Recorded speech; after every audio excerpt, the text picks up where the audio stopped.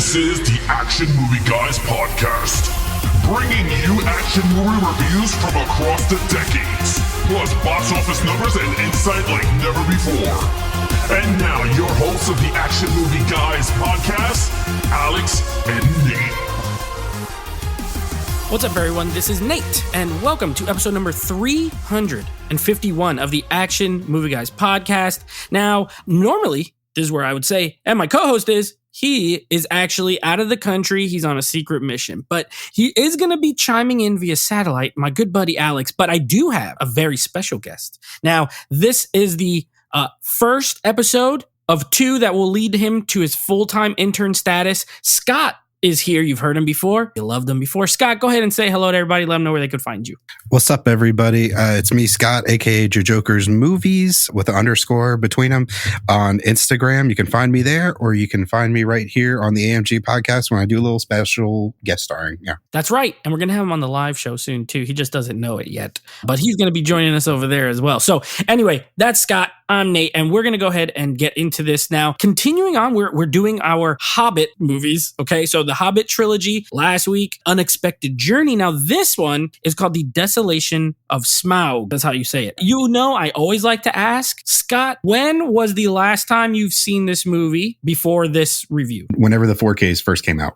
So like 2020, I believe. Yeah. 4 years ago. Yeah, around there. Okay, so it's been a few years. I have not seen this since the theater. I did not rewatch any of these since the theater. So these are all second time watches for me. I saw all three at the theater, and then I have them, and then I just never watched them again. So I haven't seen it since then. Interested to get into this. Now, before we do, let's go over some numbers. We got a little bit of box office numbers for these. Now, the first one, surprisingly, I had no idea, made over $1 billion.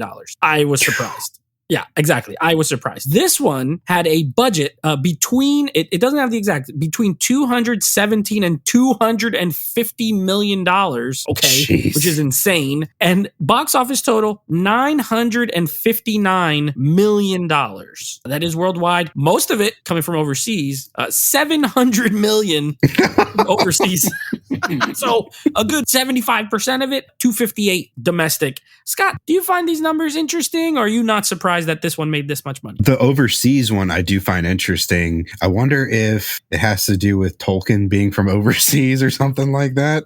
Maybe. But then again, I'd like to know the Lord of the Rings overseas numbers versus the, domestic. The US. Yeah, the domestic. Yeah. Yeah. I mean, I think there was a little more split. Let's just bring up Fellowship of the Ring really quick. Let's just take a look at the first one. Yeah, 884 million worldwide, but it was closer. International was 567, domestic was 316. So the gap was not as big. These was more, you know what I think it is? Personally, these, I remember when they came out, they were in 3D, they were in high frame rate, they were in all that stuff that Chinese audiences love, all the technology. I bet you most of that 700 million is from China. I'd be willing to put money. Probably. So the Chinese, I'm just going to go with that. The Chinese came out to really see this movie. I'm gonna say it was them. It has to be. Okay. Oh yeah, look, it was. It opened in China. It made 74 million in China. That's 1/10 of that. A little more than 1/10 out of all the countries on Earth. So, I don't know. Anyway, let's get to some Rotten Tomato scores and then let's get into this review. Desolation of Smaug. This one has a 75% critic score, which is actually up 11% from the first movie. The first movie had a 64, so this has 75. Audience score, 85%, which is a +2. First one had an 83. This one had an 85. Do you find these numbers interesting? I do. So I find it interesting how the first one, I think you said in the last episode, had a 64. And then this one you said had a 75. So I'm like, what happened there? Yeah, exactly. I'm not totally surprised with the audience score because it's pretty close. I am surprised that the critics liked it a fairly amount more. 3/4 of critics really, really like this one because we're going to get into the review and we'll get into the review. Let's just get right into it. Okay, so first off, we're going to start with our lead character. Now, again, similar to the last movie, the movie's called The Hobbit and Bilbo is our main guy. However, this is another ensemble piece. There's whole chunks where it's like 20 minutes. He's not even on screen. So, Scott, I will let you take it away. What did you think of Bilbo and the little dwarves and Gandalf? Bilbo and the Seven Dwarfs. So I gave him a 3. Now, this movie, I know last time you guys gave him a 3, and when I rewatched it, I was leaning towards a 4 because Bilbo really steps up his game in this movie. You know, he helped them out at the end. What was it? At the end of the last movie, and they were all like, "Oh, you're one of us now," and all that crap. And then this movie, he really steps it up. Like, he saves them from the spiders. I think he isn't he the one that frees them from the elves, I believe, or helps free them from the elves? I mean, he does a lot, but what keeps it from raising the point to a 4 for me is I cannot stand the bitching of the dwarves. Like, they suck so bad, dude.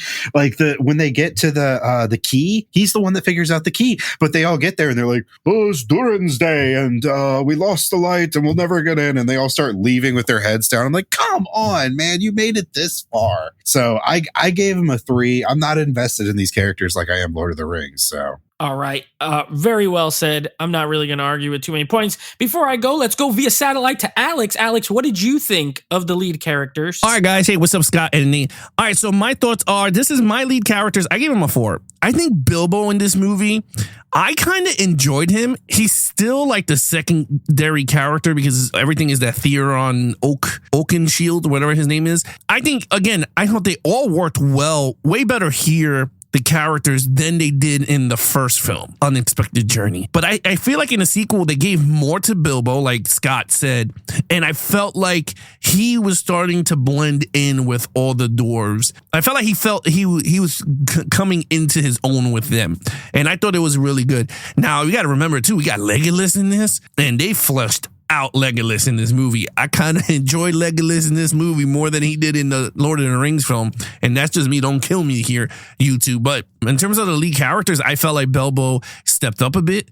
I felt like Gandalf is the worst wizard in the planet, and I'm gonna keep saying it. He is now Gandalf the Useless. That's what I'm calling him. Legolas is dope, and then I liked the female elf. I thought she was amazing in this film too. So I felt like everyone did a great job. So with that said, I'm gonna give them a 4. Okay, great. Now, here's my 2 cents on the lead characters. I agree with you. I gave him a 3. I have pretty much the same issue you have. I like Bilbo better in this movie than in the first movie. He is in it a little more, but he still goes long stretches where he's not even he's not doing anything. Okay, I'll give you an example. In the third act, which by the way, best part of the movie. Third act's the best part of the movie. He goes to the dragon, to Smaug, and he's in the gold coins and all that we call it the Scrooge McDuck vault. And he's there, he's doing his thing, and then literally it goes, and we go back to the stupid little water town with the sick one that's it's dying, and eventually Lily's trying to help him. And then we go back outside and I'm like, why are we leaving? What I want to see is Bilbo and the dragon. I don't want to see this guy. And affects how I feel about the leads in the movie overall. So I 100% agree with you. Also, that guy getting all sick, lame. They get arrested.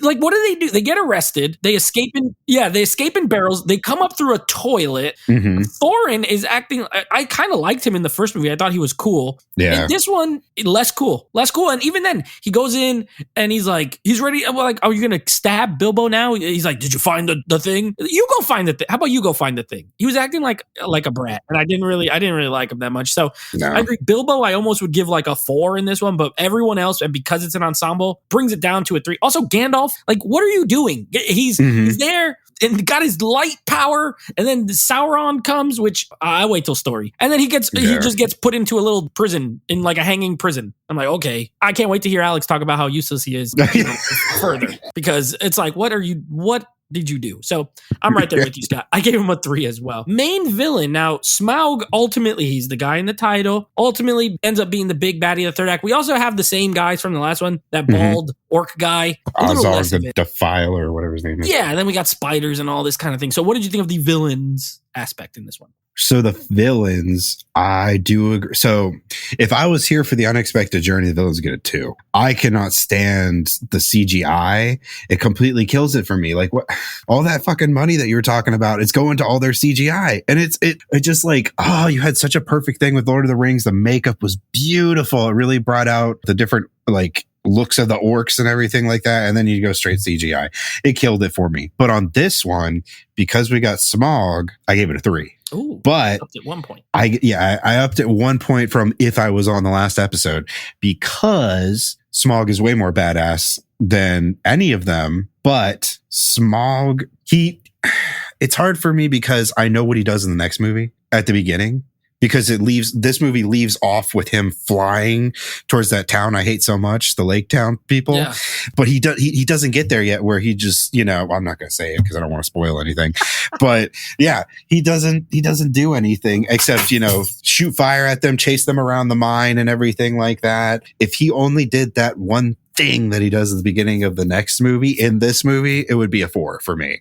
But no, it's a 3 because he's kind of limited towards the end of like how much damage he can really do. Yeah, that's fair. That's a fair assessment. Okay, Alex, what did you think of the villains? All right, so what I think of the villains, well, guys, I'm going to be honest with you. I kind of agree with Scott on this. I'm going to give it a 4, but I am not going to, I will say this in terms of this. Smaug the dragon is one of the coolest dragons I think I see. I love the way he sounds. I love his attitude. I think what he did in this film was actually pretty cool. I mean, mostly what he did was talk and blow fire, which that scene in the third act is pretty cool when they were running away from him and he, trying to get him into the Iron Forge section of the city of the armor or whatever the hell it was called. It's dope. I thought it was really good. Now, I do agree with Scott. The CGI of these characters are awful. I don't understand why they do not do the makeup. The makeup would have saved this movie. I'm going to be honest. I would have gave this shit a 5 if it wasn't for the fact that this thing was CGI.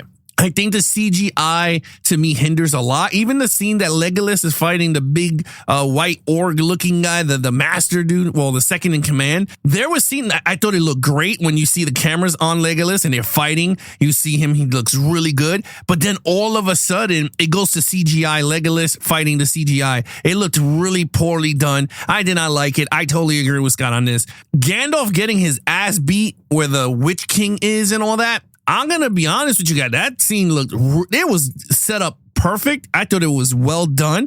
I got to say, so far we're in the second film. And I know you guys are going to kill me for this. And I think a lot of people are going to kill me for this though.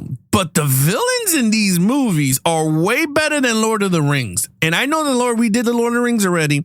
And we always talked about they had no big villains or nothing like that. But so far, the Hobbits films have the better villains. That is just me. We'll continue talking about it. But yeah, those are my thoughts. I'm going to give it a 4 on the villain. All right. Very well. I hear you. I gave him a 4 in this movie because I love Smaug that much. Even, you're right.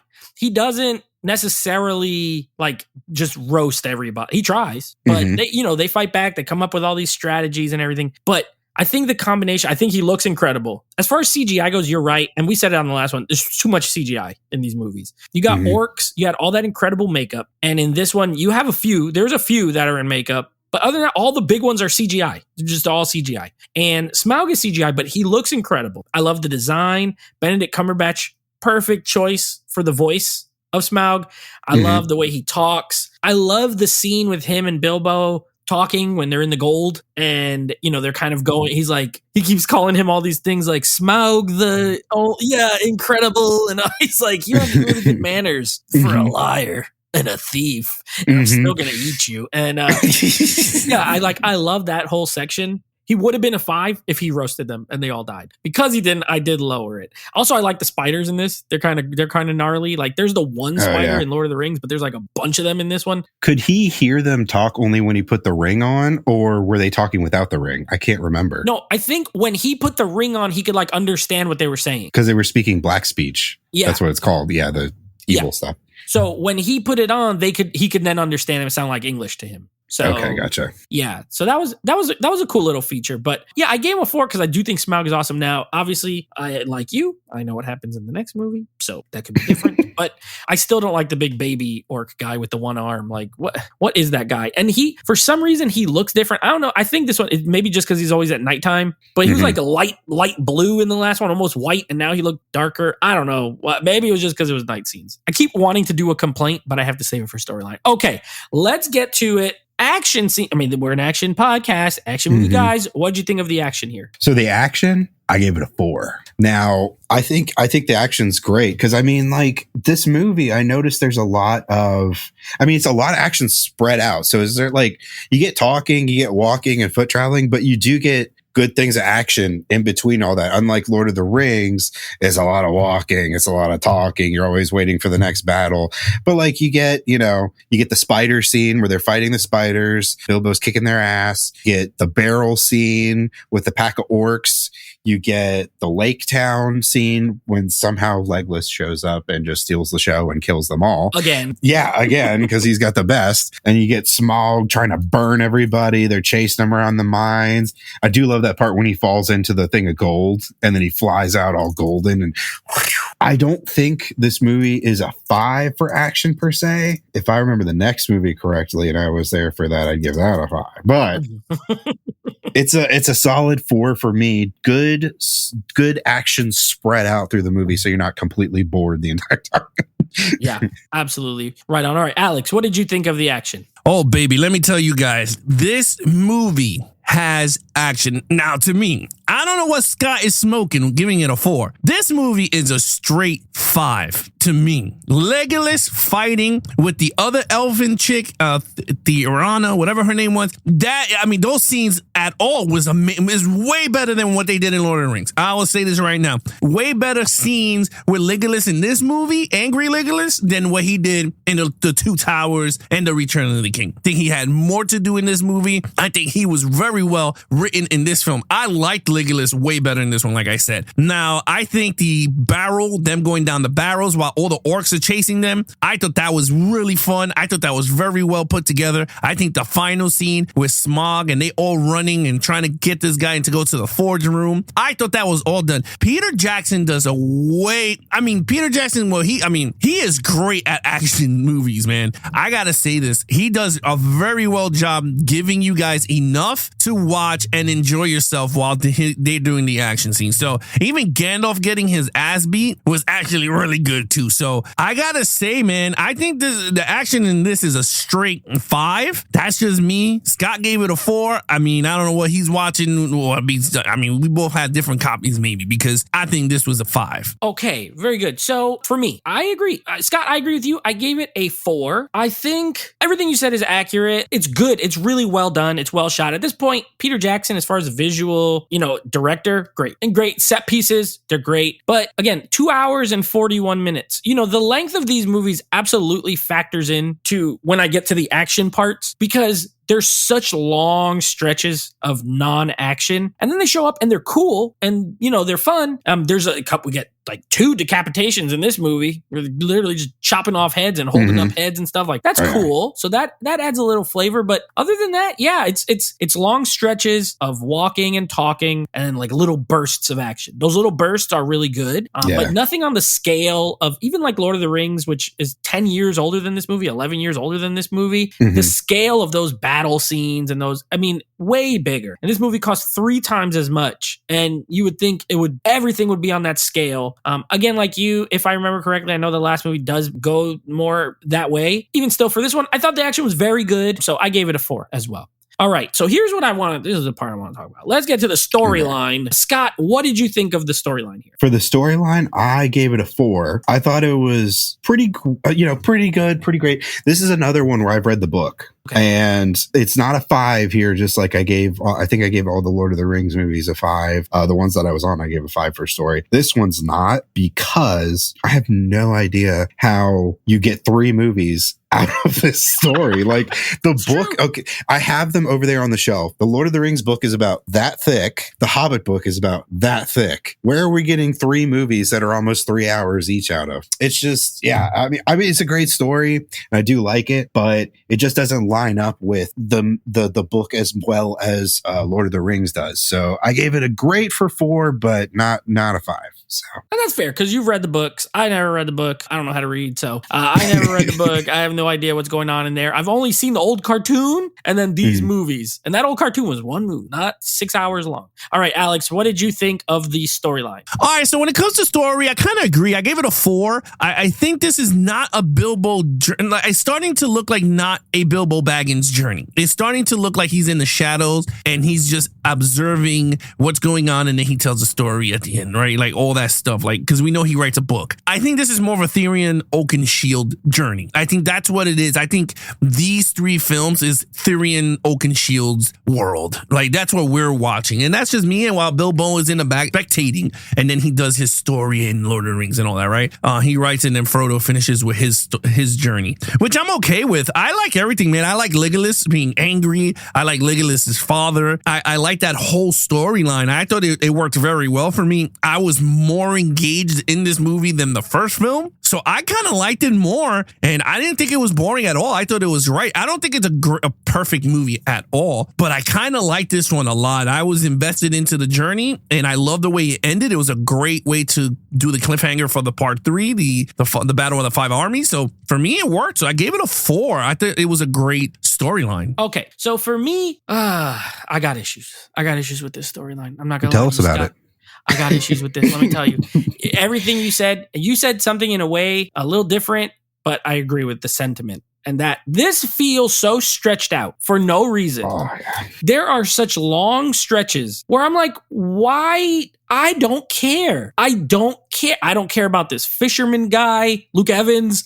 I don't care about his character. I don't care about the little town. Like, it just felt like they wanted to cram as many characters as humanly possible into this movie with no purpose. Like, I don't, they got that weird love story with Evangeline Lilly and the little dwarf, the good looking dwarf one who's like the only handsome one. I feel the same way in this movie as the last movie. Like, I don't even know any of the names of the characters. Still, I've seen 2. All I know is Bilbo or Thorin, and the other ones are like Lilo and Biggie and Wiggy and Jiggy. Dimly, Bulbador. I still don't know. Also, I got some issues because now I'm thinking back to Lord of the Rings. How is none of the things that happened in this movie were mentioned in the Lord of the Rings? And that's after this. So for example, you have like, okay, Gandalf, he's on the thing and he sees Sauron and he goes and he puts him in the thing. But like, why don't they mention it? Why doesn't he like, I encountered him one time in the bridge and this thing, nothing. Or that's not mentioned, but in the beginning of Fellowship,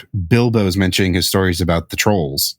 To the kids when they all get turned to stone. Yeah. And I unexpected. That's the only thing that's mentioned. That part. Okay. So there's that. But how about this? How come Lord of the Rings, you got Legolas, Gimli fighting together, friends. How come he never mentioned that he met his dad? He goes up to the guy, says, "Who's this ugly guy?" He said, "That's my wife." He said, "Who's this little troll kid?" He said, "That's my son, Gimli." You would think. Especially because earlier that his dad, Legolas' dad, who looks younger than him, by the way, his dad tells him 100 years is a blink of an eye for us. All right, so if 100 years is a blink of an eye, then 60 years should be like Legolas should remember that. He's like, oh, I met your dad, so fighting side by side with you, blah blah. Like, but they don't, and so stuff like that kind of irks me. It's like, okay, that seems like it should have been important, and it feels tacked on, I guess, is my point. Like, there's no reason to put that line in there other than for people to be like, oh, Gimli. Yeah, you're 100% right, because that's not in the book. It's not in the book at all. He didn't meet his... Yeah, they did that just for people to be like, oh, Lord of the Rings. Gimli! Remember Lord of the Rings? The better movie? That only counts as one. Yeah. Exactly. So I think that, little things like that kind of irk me with the script. And then again, yeah, it just feels so stretched out. So all that to say, I gave it a 3. I think it's okay. Like, it's decent. I gave the first movie a 3. I think this is about on par with that one, but there's little things like that just really kind of bugged me a little bit. All right, let's get to our overall on the movie as a total. Scott, what did you think? Overall, I gave it a 4. I gave it a 4 because I do like rewatching these with the franchise. I do, you know me, I love Lord of the Rings, so I do a full franchise watch through every couple of years or so. So I do enjoy these movies, and I think they're great, but I do also see where they just completely threw in stuff just to be like, haha, that's from Lord of the Rings, and stuff like that. And I don't like that, because Lord of the Rings was so good at doing from script to book. And this one, they're like, well, we already got this giant property here, so then we're going to take this right here and come back for your money, huh? Come watch the movie, like stuff like that. So I gave it a 4. It's enjoyable, but as a Middle Earth fan, somebody that's into the lore, all that stuff, watch videos on it, it's a 4. So it's great, but yeah. Yeah, and I remember, I think I mentioned it last week. Like, I remember when this first got announced, it was a 2-movie thing with Guillermo del Toro. I think Del Toro was supposed to do one and then Jackson the second one or something like that. Or maybe Del Toro was going to do both. I don't know. And by the way, I stayed away from I didn't even think about the extended cuts on these. I was like, there's no way.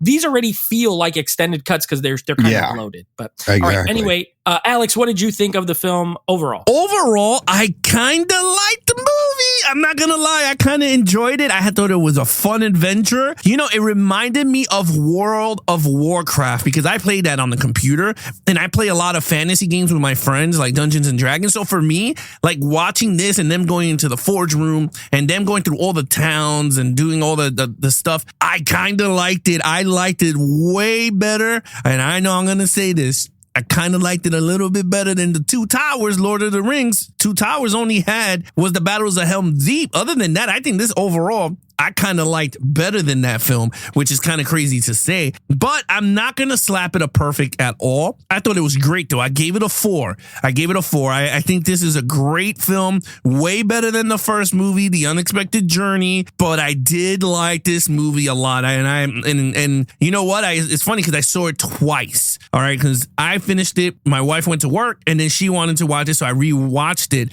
And I got to say, I think I'm going to watch the extended cut of the Desolation of Smaug. I'm gonna watch it. I think I'm gonna do it because honestly, I really enjoyed this movie a lot. So yeah, I'm giving it a 4. All right. For me, I gave it a 3. I remember liking this better when I saw it at the theater than rewatching it. I really forgot about that whole, I think the second act of this movie dragged. I like the beginning. I think the first act is good. I think the middle act's just boring. Like once after the river, the little barrel, which by the way, that was a fun action scene, the little barrel chase and Legolas is standing on his head and doing all that kind of stuff. I like when the music cuts off and it's just like sound effect. Cool. But like after that scene, all the way until when they actually go back to the mountain, I don't really like. At that point, I'm just like, it feels like the movie's spinning its wheels a little bit. So while I'm sure you would get more out of it because you're familiar with the books, as just purely a movie watcher only, I don't know. It feels a little boring at times.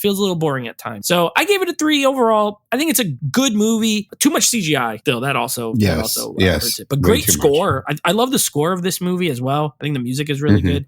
And again, and the 4K looks incredible as well. By the way, if you're a home theater person, the 4Ks for these look fantastic. All right, what is your total points, Scott? Total points, 18 out of a 25. 18 out of 25. All right, Alex, your total points? So that's going to be a 21 out of a 25 for me. I think this movie was great. I enjoyed it, and I can't wait to check out the extended cut. So yeah, 21 out of 25. Okay, and for me, a 17 out of 25. So we weren't that far apart. We were only 1 point apart. I gave it a 17. I think I gave the first one a 16, I want to say. So like, I think this one's a slightly better, but I don't know. We're going to see how this goes. This last movie, we got one more movie left, and we'll see how this concludes. But interesting fact, not to interrupt you. No, you're good. The next movie is on the extended edition. It's rated R. Oh, yeah, it's not PG-13. It's rated R, and I think it's because there's a lot to do with what happens with the clashing of everybody, and I think it has to do with there's a lot more gore and stuff they throw into it. You're making me want to put it on, but I'm gonna have to do some research and see what's the time, because if it's like 10 minutes difference, I could do it. But if we're talking freaking Lord of the Rings style, 68 minutes extra, but it is on one disc, so it can't be that much longer. If you look at it though, it'll say the regular version's PG-13 and the extended cuts are. Okay. Interesting. Okay. Or you know what I'll do? I'll probably watch the theatrical and then I'll just go to the fights and see. I don't know. We'll see. Anyway, that is Desolation of Smaug.